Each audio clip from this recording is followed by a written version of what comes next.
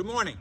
Welcome to Memorial Day 2020, a day when we unofficially begin summer here in Maine, break out the grills, and enjoy the privileges of living in this great country. It's also a day when we pause to reflect on the men and women who made the ultimate sacrifice to gain those privileges for us. Many of whom never got to step off the battlefield and enjoy those very privileges. I'd like to tell you a short story about my experience in Vietnam in the late 60s. I was serving on board the USS Boston heavy cruiser. We were providing fire support for the Marines and the Army in Vietnam, and we were on R&R, rest and relaxation. We went to the Philippines, Subic Bay, and we were in a bar with a bunch of other guys from various services. You couldn't tell which service anyone was with because we were all in civilian clothes. As the day wore on, somebody said, "Hey, where are you guys stationed?" So everybody started listing their duty station. One guy said, "I'm in Fubai," or whatever. And then it got to us and we said, "We're stationed on the USS Boston."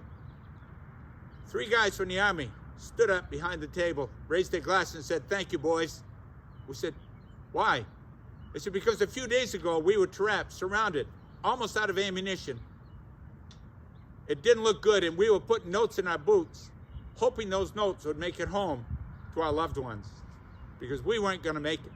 And we couldn't call in air support because of the weather conditions. But we realized the USS Boston was just offshore. We called in our coordinates, and your gunner's mates, with your 8-inch guns, laid down a perfect pattern. You didn't just help us, you eliminated the opposition. We put our rifles on our shoulders and walked back to base. We would not be here today if it was not for you. We never bought another beer that day. But let's pause and reflect on those who didn't make it off the battlefield. That's what Memorial Day is all about. To remember the people who made the ultimate sacrifice on our behalf, so that we have the privileges that we all enjoy, from grilling that steak to free speech. Thank you to all of you. We should never forget that. And also, never forget that the men and women of this country are still serving in our armed forces and fighting around the globe to be sure that freedom will continue to ring. And finally, as we pause to reflect on their commitment, their dedication, I ask you all, be kind to each other, especially on this day.